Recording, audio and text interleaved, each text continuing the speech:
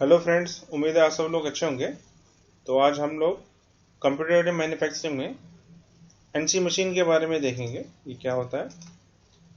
तो basically NC machine में जो एनसी है उसका फुल फॉर्म है आपका न्यूमेरिकल कंट्रोल। तो जैसा हमें इसके नाम से ही पता लग रहा है, हमें कंट्रोल जो करना है बाय यूजिंग न्यूमेरिकल वैल्यूज करना, ठीक है। तो इसकी डेफिनेशन भी कुछ इसी तरीके से है, जो ये है कि a system in which actions are controlled by direct insertion of numerical data at some point, ठीक है। तो एक तरह का जो सिस्टम है जो कि कंट्रोल करा जाता है बाय यूजिंग न्यूमेरिकल डाटा को इंसर्ट करके किसी ना किसी टाइम पे, ठीक है। तो इसमें न्यूमेरिकल डाटा को इंसर्ट करते हैं हम लोग, ये बेसिक डेफिनेशन है इसका। इसके अलावा एक और तरह से इसको डिफाइन कर सकते हैं हम लोग, वो है numerical control is a form of programmable automation in which the processing equipment is controlled by means of numbers, letters and other symbols. तो बेसिकली न्यूमेरिकल कंट्रोल किसका फॉर्म है हमारा, एक प्रोग्रामेबल ऑटोमेशन का फॉर्म है, ठीक। प्रोग्रामेबल ऑटोमेशन हमने पहले देखा था। एक सबसे पहला टाइप होता है इसमें फिक्स्ड, और जिसको कई बार हम लोग हार्ड ऑटोमेशन भी बोलते हैं। दूसरा आपका होता है प्रोग्रामेबल, और लास्ट में हमारा flexible. Basically flexible is extension of programmable. तो जो ये न्यूमेरिकल कंट्रोल है वो एक फॉर्म है किसका, प्रोग्रामेबल ऑटोमेशन का, ठीक। सबसे पहले चीज इन विच द जो प्रोसेसिंग इक्विपमेंट है, प्रोसेसिंग इक्विपमेंट का मेरा मतलब ये है जो कि एक्चुअल में प्रोसेस को परफॉर्म कर रहा है। जैसे लेथ वाले केस में हमारे पास जो लेथ का कटर है, ठीक है, या फिर लेथ लेथ मशीन है, जो जो कंट्रोल हम कर रहे हैं, जिसको जो कंट्रोल करना चाह रहे हैं, वो प्रोसेसिंग इक्विपमेंट हुआ जो बेसिकली जो काम कर रहा है। तो जो लेथ है वो हमारा एक तरह से प्रोसेसिंग इक्विपमेंट है, या फिर उसका मैं कटर की बात करूँ तो वो हमारा एक तरह से प्रोसेसिंग इक्विपमेंट है। उसको हम कंट्रोल कर रहे हैं कि कैसे कंट्रोल कर रहे हैं, by using numbers, letters and other symbols, ठीक है। तो बेसिकली ये एक तरीके से आप ये कह सकते हैं कि हम ये एक प्रोग्रामेबल ऑटोमेशन का पार्ट का फॉर्म है, जो कि कंट्रोल कैसे करते हैं हम लोग इसमें, बाय यूजिंग नंबर्स। सबसे जरूरी चीज इसमें नंबर्स, ठीक। तो as the name suggest also it is a numerical control, ठीक है। कहीं कहीं ना कहीं आप जो है न्यूमेरिकल डाटा इनपुट कर रहे हैं। तो ये है इसकी बेसिक डेफिनेशन। इसके बाद हम इसके हिस्टोरिकल एस्पेक्ट की बात करें तो इसमें कुछ पॉइंट्स हैं यहाँ पे, स्मॉल इसको समराइज करा है यहाँ पे। तो 1948 में न्यूमेरिकल कंट्रोल का आइडिया जो है जॉन टी पर्सन्स ने, जो कि ने दिया था, और जो इसका मेन काम हुआ था स्टार्टिंग में वो हुआ था यूनाइटेड स्टेट एयरफोर्स में, ठीक। इसके बाद 1952 में जो पहला डेमोन्स्ट्रेशन हुआ MIT में, मैसाचुसेट्स इंस्टीट्यूट ऑफ टेक्नोलॉजी में, ये एनसी मशीन का, ठीक। उसके बाद है 1959 में हमने पहली ऑटोमेटिकली प्रोग्राम टूल्स लैंग्वेज जो है यूज करी, वो भी Massachusetts institute of technology. Automatic programmable tool language के बारे में हम लोग आगे भी पढ़ेंगे। It is very important topic in our course. इसके बाद जो 1968 में इसका एक्सटेंशन एनसी मशीन को एक्सटेंशन के फॉर्म में हम लोग डायरेक्ट न्यूमेरिकल कंट्रोल को डेवलप करा गया 1968 में। उसके बाद हमने 1970 में CNC मशीन, यानी जिसको आप CNC आज जानते हैं, जो आप सबसे पहले विजुलाइज करते होंगे आई थिंक, वो है हमारी CNC मशीन। तो कंप्यूटर न्यूमेरिकल कंट्रोल जो है डेवलप करी गई 1970 में, ठीक। और इसके बाद हमारा जो है 1980 में हाइब्रिड CNC और DNC, और उसके अलावा ग्राफिकल न्यूमेरिकल कंट्रोल, ये सारी मशीन का डेवलप करा गया, ठीक है। उसके बाद धीरे धीरे 1980s के बाद भी ये अभी भी डेवलप हो रहा है, कुछ ना कुछ इसमें डेवलपमेंट होता रहता था। बेसिक हिस्ट्री कुछ इस तरह से है इसकी। तो इसके बाद हम लोग इसके बेसिक कंपोनेंट्स के बारे में बात करें एनसी मशीन के, तो इसमें हमारे पास बेसिकली तीन चीजें हैं होती हैं। First one is your program, part program, ठीक। second one your machine control unit, and third one is your processing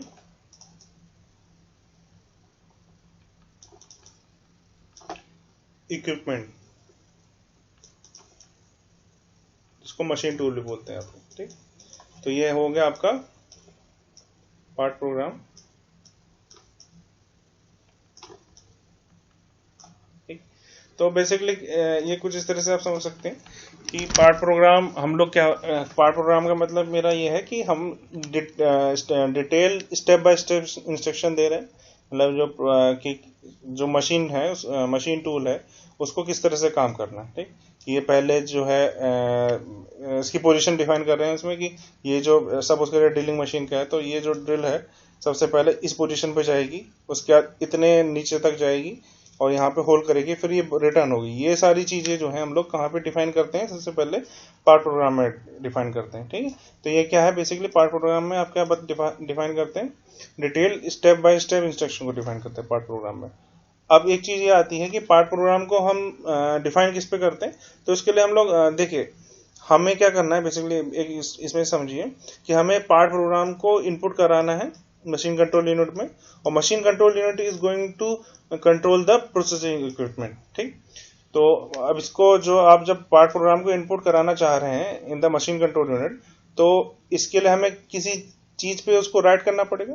ठीक है, तो बहुत पहले जो है हम लोग, मतलब बहुत पहले पेपर टेप का काफी यूज करा जाता था इसको करने के लिए। अब तो जो है ऑलमोस्ट पेपर टेप जो है हर जगह से हटा दिया गया है, तो पेपर टेप का काफी टाइम तक हमने बहुत ज्यादा यूज करा है to write the program on it. अब जो हम लोग जो है different type of pen drives हो गया, मैग्नेटिक टेप हो गया, और आपका फ्लॉपी डिस्क हो गई, इस तरह की, और अब तो सीधे लाइन से हम लोग लैपटॉप से सीधे जोड़ देते हैं, तो इन सब चीजों का यूज करते हैं for the part program to transfer to your machine control unit. ठीक, तो बेसिकली पार्ट प्रोग्राम का काम क्या है, ये जो पार्ट प्रोग्रामिंग के लिए जो है, इसको हम लोग क्या करते हैं, किसी तरह के डिवाइस पे इसको पहले राइट करते हैं और उसको फिर मशीन कंट्रोल यूनिट में देते हैं। ठीक, तो पेपर टेप आपको मैं दिखा देता हूँ,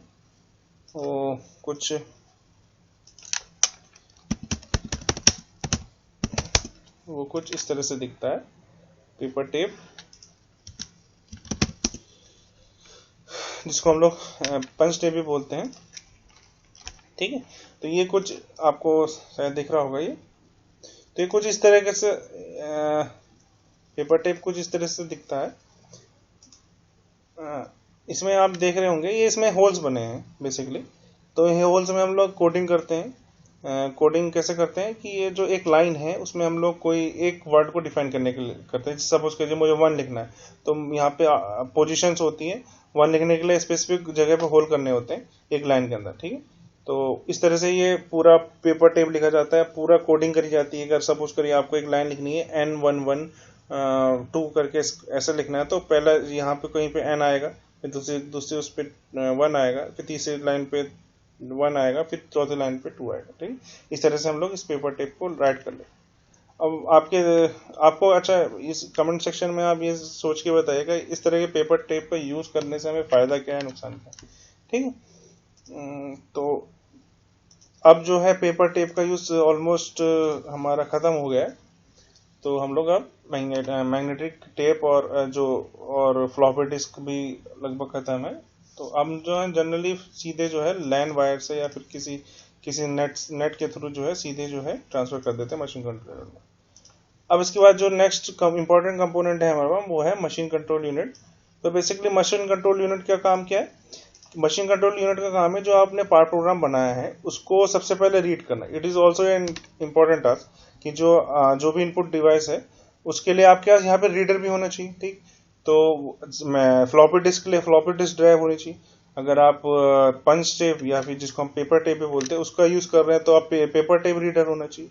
तो वो बेसिकली यहाँ से जो इंस्ट्रक्शन है उनको रीड करेगा, अगर मेमोरी में अपने स्टोर करेगा।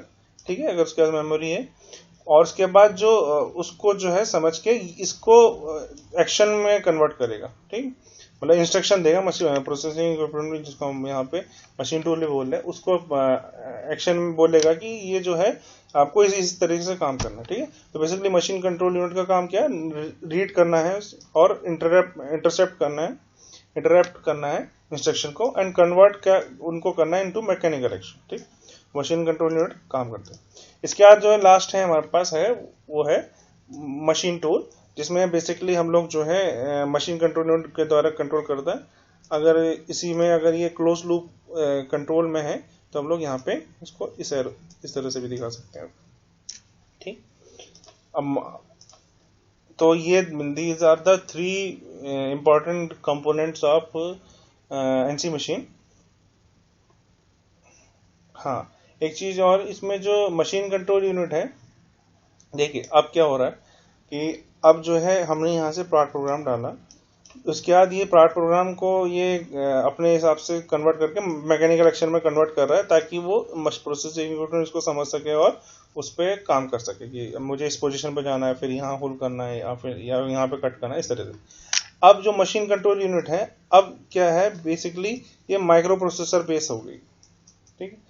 पहले पुराने टाइम पे क्या होता था, ये हार्ड वायर्ड बेस होती है, यानी इसमें माइक्रो प्रोसेसर, मेरा मतलब ये है कि अब बेसिकली एक तरीके से इसके कंप्यूटर की तरह ये काम करती है, मतलब बेसिकली एक कंप्यूटर ही एक तरीके से, ठीक है। तो माइक्रो प्रोसेसर बेस का मेरा कहने का मतलब है यहाँ पे एक तरह से कंप्यूटर रखा गया, यूज करा गया, ठीक। तो अब जो कंप्यूटर यूज करा जाता है, तो यही डिफरेंस है आपका between your NC and CNC machine, ठीक। जो आपका एनसी और सीएनसी मशीन में सबसे इंपॉर्टेंट डिफरेंस यही है कि जो एनसी मशीन है वो बेसिकली एक तरह से ये जो मशीन कंट्रोल यूनिट है उसकी वो हार्डवायर्ड रहती है, और जो सीएनसी मशीन है उसमें वो कंप्यूटर बेस्ड रहती है, यहाँ पे माइक्रो प्रोसेसर वगैरह चिप्स लगे होंगे। जबकि पुराने एनसी मशीन में जो या फिर जो एनसी मशीन होती है उनमें बेसिकली वो हार्डवायर्ड होती है, उसमें कंप्यूटर का माइक्रो प्रोसेसर नहीं लगा होता, यानी कंप्यूटर नहीं लगा होता। तो ये this is the major difference between your NC conventional NC machine and CNC machine, ठीक। अब लेकिन अब जो आपके अब कन्वेंशनल एनसी मशीन का यूज काफी हद तक कम हो गया है, तो आप जब भी एनसी मशीन की बात सुनेंगे तो आपके दिमाग में सबसे पहले आती है सीएनसी मशीन की, ठीक। उसमें बेसिकली क्या होता है, आप इंस्ट्रक्शन के लिए भी यहाँ पे एनसी मशीन के साइड में वो पैड टाइपिंग पैड लगा होता है, उसमें स्क्रीन बनी होती है बकायदा, आप देख सकते हैं। और कई मशीन्स में इवन मशीन को स्टार्ट करने से पहले सिमुलेशन भी कर सकते हैं कि ये इस तरह से काम करेगा। तो अब काफ़ी टेक्नोलॉजी आगे बढ़ गई है, तो जो हाँ जब भी NC machine conventional NC machine नहीं आती है दिमाग में, अब जो है जनरली हम लोग सीएनसी मशीन को दिमाग में रख के काम करते हैं। तो उसके बाद है कि एक क्वेश्चन आता है कि हमें एनसी और सीएनसी मशीन सुटेबल कहाँ रहती है। ऐसा नहीं है कि आप जो है हर जगह एनसी और सीएनसी मशीन को यूज करें। It is not always suitable to use NC and CNC machine. यानी अगर आपको किसी जगह पे मास प्रोडक्शन करना है, सपोज एग्जांपल बता रहा हूँ, मास प्रोडक्शन मतलब बहुत ज़्यादा क्वांटिटी में एक ही चीज़ बनानी है, तो it is not preferable to use NC CNC machine, ठीक। इससे बढ़िया है आप जो है स्पेशल पर्पस मशीन्स का यूज़ करें। तो ये बेसिकली ये जो आप डायग्राम देख रहे हैं, इसमें वही चीज़ दिखाने की कोशिश करिए कि आपको कब सीएनसी एनसी सीएनसी मशीन जो है प्रॉफिटेबल रहेगी, या फिर मैं इस तरह से करूँ कि सुटेबल रहेगी, ठीक। तो इसमें ये इस जो डायग्राम आपको दिख रहा है, ये दो एक्सिस बनी है इसमें। एक है प्रोडक्शन क्वांटिटी, यानी क्वांटिटी की बात हो रही है, ये है, and on the X axis you can see the production quantity, यानी क्वांटिटी की बात हो रही है, और in the Y axis you can see the cost per piece, ठीक। एक कॉस्ट को बनाने में मतलब एक पीस प्रोडक्ट को बनाने में कितनी कॉस्ट आ रही, ठीक। तो आप ये देख रहे हैं, देखिए यहाँ से मैंने जीरो क्वांटिटी से स्टार्ट करा, तो ये जो पोर्शन है from this point to up to this point, ठीक।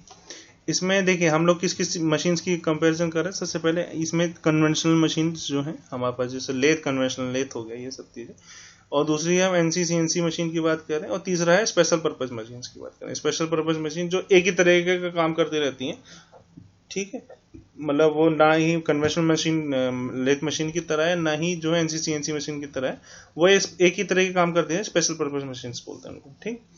तो यहाँ से यहाँ तक जब आप बात कर रहे हैं हम इसमें, तो आप देख रहे हैं ये जो क्वांटिटी प्रोड्यूस हो रही है, यानी जीरो, अगर सपोज करें यहाँ पे जीरो क्वांटिटी प्रोड्यूस करनी है, यहाँ से जीरो से स्टार्ट करें, तो जैसे ही आप इसमें थोड़ी सी क्वांटिटी वन सपोज करिए एक, यहाँ पे 10 प्रोडक्ट्स को हमने प्रोड्यूस करना है, तो इस वाले में देखेंगे आप, इस वाले को ऊपर एक्सटेंड करेंगे, इसमें ये देख रहे हैं कि जो कन्वेंशनल एनसी मशीन है, कन्वेंशनल मशीन्स है, दीज प्रोड्यूस 10 जो क्वांटिटी आप प्रोड्यूस कर रहे हैं एग्जांपल के तौर पे, वो सबसे कम कॉस्ट पे कर रहा है, ठीक है। इसके बाद जो है हम देखेंगे तो एनसी सीएनसी मशीन जो है कम कॉस्ट पे प्रोड्यूस कर रही है, सबसे महंगा जो पड़ेगा वो स्पेशल पर्पज मशीन में पड़ेगा। स्पेशल पर्पज मशीन में क्यों पड़ेगा? क्योंकि स्पेशल पर्पज मशीन एक ही तरह का काम करती है, और एक तरह का काम करती है, आपको एक तरह का प्रोडक्ट बनाना है, तो आपको इनिशियल इन्वेस्टमेंट बहुत ज़्यादा करनी पड़ेगी स्पेशल पर्पज मशीन, ठीक है। तो जैसे जैसे आप जो है क्वांटिटी को बढ़ाते हैं, तो आप ये देख सकते हैं एक टाइम बाद क्या हो रहा है, कन्वेंशनल एनसी मशीन्स को महंगा पड़ता चला जा रहा है, और सीएनसी मशीन जो है जो प्राइस है इसके करस्पॉन्डिंग, वो यहाँ तक तो देखिए अभी भी इस पॉइंट की बात करूँ तो इस पॉइंट में अभी भी क्या है, conventional machines are less costlier, but जो एनसी सीएनसी मशीन है वो अभी भी महंगी है। इस पॉइंट के बाद, ये जो पॉइंट है इसके बाद क्या हो रहा है, स्पेशल पर्पज मशीन अभी भी ऊपर पे, conventional machines are costlier after this point, मतलब इस क्वांटिटी के बाद जब भी आप कोई प्रोडक्ट प्रोड्यूस करने की कोशिश करेंगे तो NC machine are less costlier to you, ठीक। तो इसमें आप ये देख सकते हैं, ये जो पोर्शन हैश्ड लाइन से बनाया गया है, जिसमें हैशिंग करी गई है, वो जो क्वांटिटी है अगर आप इसको प्रोड्यूस करते हैं तो बेसिकली क्या है, ये जो है एनसी सीएनसी मशीन में कम कॉस्ट का पड़ेगा आपको, ठीक है, क्योंकि ये सबसे नीचे पे ये वाला जो लाइन है सबसे नीचे इस पोर्शन में, ठीक। इसके बाद क्या होगा, जैसे एक टाइम के बाद, एक क्वांटिटी के बाद क्या होगा, कन्वेंशनल एनसी मशीन सबसे महंगी पड़ेगी, कन्वेंशनल मशीन्स जो है सबसे महंगी पड़ेगी, और जो एनसी सीएनसी मशीन्स हैं एक क्वांटिटी के बाद जो है वो स्पेशल पर्पज मशीन से कॉस्टली पड़ेंगी, ठीक है। तो it is beneficial to use special purpose machine here, ठीक है। तो एक बार फिर से समझते हैं, तो ये जो पोर्शन है, ये जो मैं अभी जिसमें मैं रेड कलर से हैशिंग कर रहा हूँ अपने पॉइंटर से, ये जो पोर्शन है इसमें आपका conventional machines are going to give you benefit, ठीक है। मतलब इसमें कॉस्ट जो है इस वाले पोर्शन में सबसे कम जो है कन्वेंशनल मशीन्स में आएगा, जबकि ये जो पहले से हैश्ड पोर्शन है उसमें एनसी सीएनसी मशीन में कॉस्ट कम आएगा, ठीक। इसके बाद जो है जैसे ही आप एक क्वांटिटी से ज़्यादा प्रोड्यूस करने की कोशिश करेंगे तो उसमें जो है special purpose machine are beneficial, ठीक है। तो जो एक क्वांटिटी से नीचे जो है आपको बेनिफिट किस में होगा, कन्वेंशनल मशीन्स में, एक यानी जो आप लो नंबर ऑफ क्वांटिटी कम है आपके पास, ठीक है, यानी जब आप यूज करना चाह रहे हैं कोई कम क्वांटिटी में कोई चीज प्रोड्यूस करना, तब it is beneficial to use conventional machines, ठीक है। जब कन्वेंशनल मशीन का यूज करना बेनिफिशियल रहेगा। इसके बाद ये मीडियम रेंज में जो है, यानी बैच प्रोडक्शन के लिए खासकर, वो जो है it is beneficial to use NC CNC machine. और जब आप मास प्रोडक्शन की तरफ जा रहे हैं, जब क्वांटिटी ज़्यादा है, ठीक है, तो मास प्रोडक्शन जा रहा है, तो उस टाइम पे special purpose machines are much more beneficial to you, ठीक। तो बेसिकली आपको ये चीज़ समझ में आ गई होगी आई थिंक। इसके बाद हमें फ़ायदा क्या है एनसी सीएनसी, मतलब सुटेबल कहाँ कहाँ पे है एनसी सीएनसी मशीन में देखें तो सबसे पहली चीज़ सुटेबल वहाँ पे है जहाँ पे हमारा लॉट साइज बहुत ज़्यादा नहीं है, ठीक है, स्मॉल लॉट साइज है, ठीक, यानी जिसमें लॉट्स हैं लेकिन स्मॉल उसमें है, ठीक है, यानी बैच प्रोडक्शन की बात होगी। इसके अलावा कहाँ पे हमें एनसी सीएनसी मशीन सुटेबल रहेगी, तो वो है जहाँ पे ज्योमेट्री कॉम्प्लेक्स हो, क्योंकि एनसी सीएनसी मशीन जो न्यूमेरिकली कंट्रोल होती है तो उनमें एक्यूरेसी ज़्यादा होगी, ठीक है। तो ज्योमेट्री जो कॉम्प्लेक्स होगी उसको जो इजीली हैंडल कर सकती है as compare to your conventional machines, वो जो है ज्योमेट्री, कॉम्प्लेक्स ज्योमेट्री को अच्छे से हैंडल कर सकती है एनसी सीएनसी मशीन, ठीक, क्योंकि वो किसी ना किसी तरह से मशीन द्वारा कंट्रोल्ड है, आपका एरर होने का चांसेस कम है, तो कॉम्प्लेक्स ज्योमेट्री को वो ज़्यादा अच्छी तरह से हैंडल कर पाएगी। इसके बाद है जब बहुत सारे ऑपरेशन परफॉर्म करने एक पार्ट पे, ठीक है, तब जो है सुटेबल रहता है एनसी मशीन। उसके अलावा setups are setup is numerous and costly, ठीक है, यानी जो एक बार सपोज करिए मशीन को एक बार उसमें सेट क्या कहते हैं उसको सेटअप करने में, यानी मेरा कहने का मतलब है सपोज करिए आपको एक तरह का प्रोडक्ट बनाने के लिए कुछ मशीन्स में सेटिंग करनी पड़ रही है, ठीक है, मतलब उसमें कुछ चेंजेस करना पड़ा एक तरह के प्रोडक्ट बनाने में। तो बहुत सारे जब ऐसे तरह के बहुत ज़्यादा चेंजेस होते हैं तो सीएनसी एनसी मशीन जो है उन चेंजेस को आराम से कर पाती है, ठीक है, और वो कम कॉस्ट पे कर पाती है। तो सेटअप जहाँ पे जो है बहुत सारे हो, मतलब आपको सेटिंग बहुत ज़्यादा करनी पड़ती हो बार बार, और जहाँ पे सेटअप जो है कॉस्टली होती है वहाँ पे NC CNC machine is going to benefit you, ठीक। इसके अलावा जहाँ पे डिज़ाइन चेंजेस बहुत तेज़ी से होते हैं, उन engineering design changes, in that place it is beneficial to use NC-CNC machine because it can absorb the design changes because as we know that it is a form of programmable automation, ठीक है। Programmable automation में क्या होता है, programme automation में ये होता है कि जो चेंजेस है वो आप आसानी से कर सकते हैं, ठीक, फिक्स्ड वाले में नहीं कर सकते हैं, प्रोग्रामेबल में कर सकते हैं, और उसके एक्सटेंडेड फॉर्म है आपका फ्लेक्सिबल। तो प्रोग्रामेबल ऑटोमेशन का पार्ट है, फॉर्म है, तो इंजीनियरिंग डिज़ाइन चेंजेस जो है आप बहुत आसानी कंपेरेटिवली आसानी से कर सकते हैं इसमें। इसके अलावा जहाँ पे क्लोज टॉलरेंसेज वही चीज़ है, एक्यूरेसी जिसमें ज़्यादा है, तो जहाँ पे टॉलरेंसेज आपके कम होते हैं, यानी आप जो है मशीनिंग अगर सपोज करिए कम करनी है इसमें मशीनिंग, और इनके बीच में जो टॉलरेंस है, टॉलरेंस लिमिट जो है वो कम है, तो it is suitable to use NC machine, क्योंकि वो गलतियां कम करेगा, तो टॉलरेंसेस आपको उतनी ज़्यादा लेने की ज़रूरत नहीं, ठीक है। इसके बाद है हमारे पास एक्सपेंसिव पार्ट्स में, ठीक है, जहाँ पे आपका वेस्टेज जो है, ठीक, वो कॉस्टली पड़ता है आपको। सपोज करिए आप अगर मतलब कोई मशीनिंग करना चाह रहे हैं किसी कंपोनेंट पे, और आप नॉर्मल जो है मशीन से कर रहे हैं इसमें मशीनिंग, तो क्या होगा कि उसको वो क्या पता एक चीज़ कंपोनेंट बनाने में जो है वो ज़्यादा स्क्रैप जनरेट करे, ठीक है, और अगर ये जो उसका रॉ मटेरियल है वो जो है कॉस्टलियर है, तो ये आपको बहुत महंगा पड़ेगा, ठीक। जबकि आप जब अगर एनसी सीएनसी मशीन का यूज़ करें, क्योंकि वो बहुत ही एक्यूरेटली काम करती हैं, तो ये जो स्क्रैप निकलेगा वो आप बहुत कम जनरेट करा सकते हो उससे, क्योंकि वो एक्यूरेसी ज़्यादा है उसमें, तो वेस्टेज कम करेगा तो आपका उसका जो है